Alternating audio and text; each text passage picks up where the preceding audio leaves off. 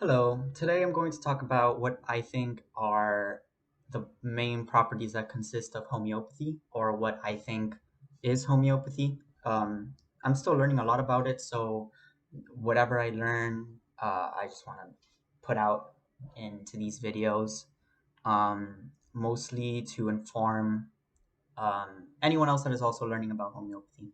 So, to my knowledge, it's sort of like medicine, like the types of medicines that come from plants. So, kind of like think about it this way: if a doctor prescribes you a prescription drug like Adderall or um, um, Zoloft or anything like that, it contains a side effect, and it's been artificially created by man. So homeopathy, what that is, it's a series of medicines that don't have any side effects. So, for example, Adderall and Zoloft have side effects, but on the other hand, homeopathic remedies don't have side effects. Um, but they do very little help, if any at all. Um, they can also be used to treat animals instead of people. So I thought that was pretty interesting as well, not just for to cure people, but animals as well. Um, as well as they don't have any side effects. Like painkillers and Adderall, Zoloft, etc. But um, they're supposed to help the immune system, and also they help the white blood cells inside your body fight um, the negative um, stuff that is trying to just make you sick. So it's pretty interesting that I think that homeopathy has been studied for 150 years, a lot longer actually, but for the past 150 years, it's been really, really, really, really well looked at, and it's they use these they dilute the herbs in in like a liquid little glass bottle, and they use a dropper and they put it under your mouth, under your tongue, and it's supposed to travel to the heart because under the tongue is like where the veins travel the fastest to the heart, and brain, I believe.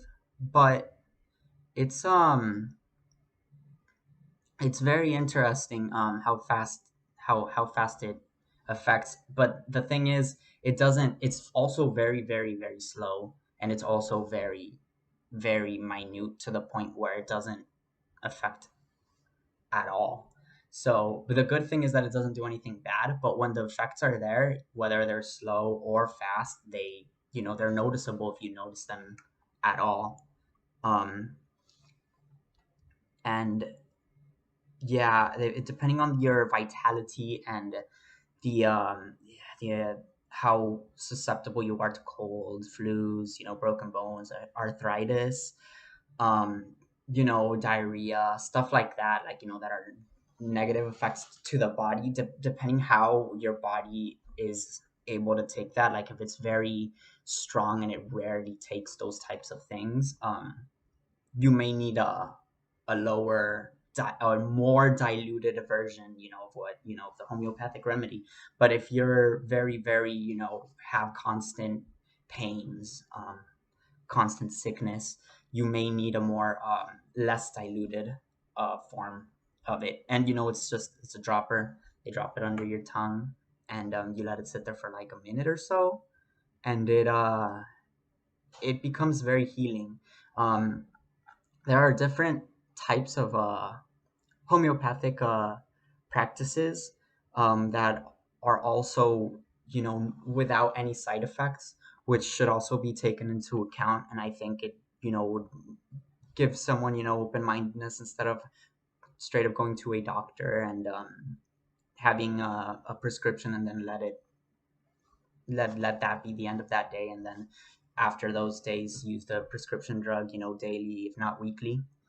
um, I think it would be better to actually have a good conversation with your homeopathic doctor, instead of having an actual doctor, and then having him prescribe you, not really prescribe you, I think, I don't know if that's the correct word to use, but give you a remedy that you would have to use every 30 minutes or every hour or every 4 hours or so, even though it's a lot more frequent, because I think that it's better because there's no side effects at all. It's not that there's less side effects, it's just that there are no side effects at all. And with the prescription drug, there's definitely some side effects. But on to what I was saying, that about why I think homeopathy is a treasure chest for healing specifically, um, and how we can open our minds, to do that sort of stuff instead of going to see a doctor. That sort of stuff being, acupuncture, it's different types of massages, using oils, hydrotherapy, natural therapy, um, viable therapies that are not just specifically homeopathy. It could be something like cupping, for example. And I plan on going over all of these things, but as you know, I'm still learning about it, and I just want to unfold the knowledge that I have onto these videos, so that while I'm learning, hopefully whoever's watching can also learn a thing or two as as I progress, onto this little journey.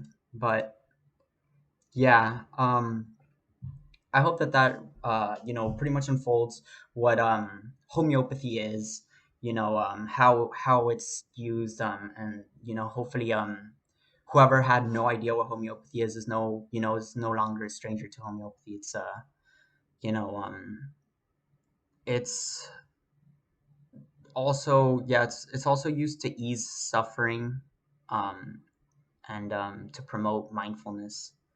That and other practices definitely, paired together, are very good for the body and the mind. Well, I really hope you enjoyed this video. I definitely have no experience in in uploading certain types of videos, like, to YouTube. But um, it's all a learning process, and I hope that you could bear with me as I struggle to say goodbye. So I'll see you later. Thank you for watching.